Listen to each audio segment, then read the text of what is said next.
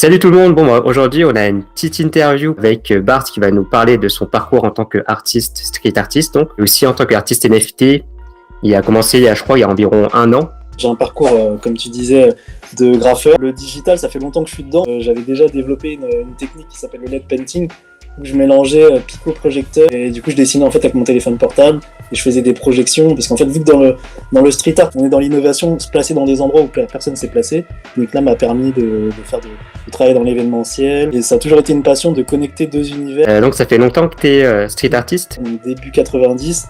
J'ai commencé, il n'y avait pas internet, donc déjà c'était quelque chose de niche, c'était beaucoup des groupes, j'ai évolué là-dedans, en solitaire, vu que c'était pas un métier, je suis passé par la publicité, le graphisme, et après je suis revenu à ma passion initiale, le graffiti quoi.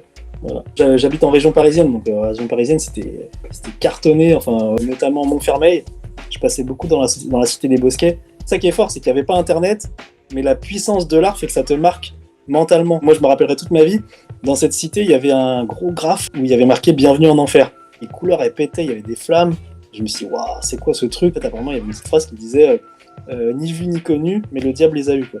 C'est vraiment ça qui m'a piqué. Je me suis dit, c'est ça que je veux faire. Les conseils de désorientation, en fait, ils te disent souvent, bon bah voilà, vu tes résultats, tu vas te mettre dans tel secteur. Boucherie, charcuterie, donc du coup, waouh, qu'est-ce que je vais faire là-dedans? Enfin, moi, je m'imaginais toute ma vie, les mains dans la viande, le sang, et c'est la pâtisserie. En plus, la pâtisserie, il y a de l'art. Du coup, j'ai fait les métiers de la table, et j'ai tenu 1 mois.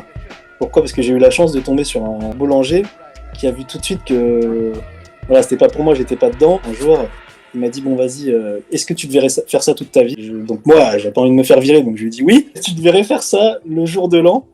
Je lui ai dit non. À Noël ? Non. Je lui ai dit bah voilà, boulanger c'est un truc de passionné. Toi, qu'est-ce que t'aimes faire ? Je lui ai dit moi j'aime bien dessiner. Je lui ai dit bah voilà, fais en sorte que ce que tu fasses, ce soit ta passion. Si ta passion c'est le dessin, fais du dessin. Par rapport à ça, justement, pour revenir sur le mouvement du street art, aujourd'hui, tu vois que ça a bien changé par rapport aux années 80. Du coup, l'évolution, c'est que maintenant, les écoles qui nous rejetaient, maintenant, pendant leur porte ouverte, mettent du street art à tout va, on y a toujours cru. Je pense justement de ce côté réputation aujourd'hui, plus malicieux, ou alors si c'est différent, je veux bien que tu nous en parles.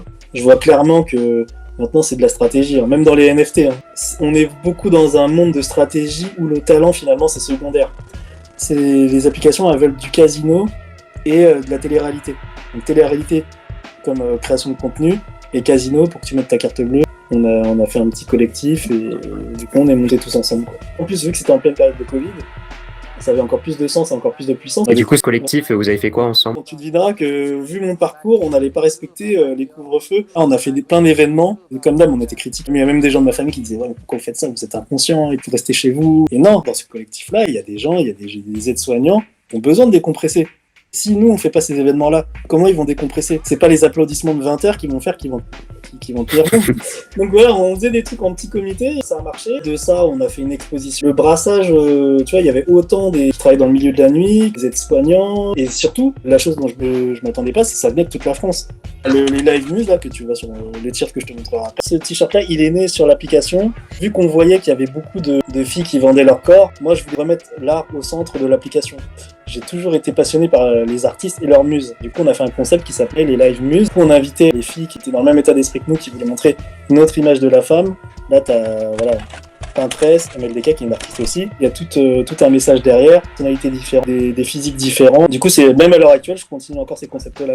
Le hommage pour ces femmes-là, c'est d'en faire des NFT. Du coup, ça a donné la première galerie. Quoi. Maintenant, on est un peu dans cette époque. C'est plus facile de dire de quelqu'un que c'est un artiste quand il vend. Quand il vend pas, le plus important, c'est vraiment de s'écouter et de tester. Faire un galeriste. Mais là, le mec que je suis en train de faire, un petit truc électronique, là, ça pourrait être très bien quelqu'un qui travaille dans le monde de la blockchain. Hein. Franchement, de toute façon, ils se ressemblent. Faut être patient, en fait. Dans l'art, faut être patient.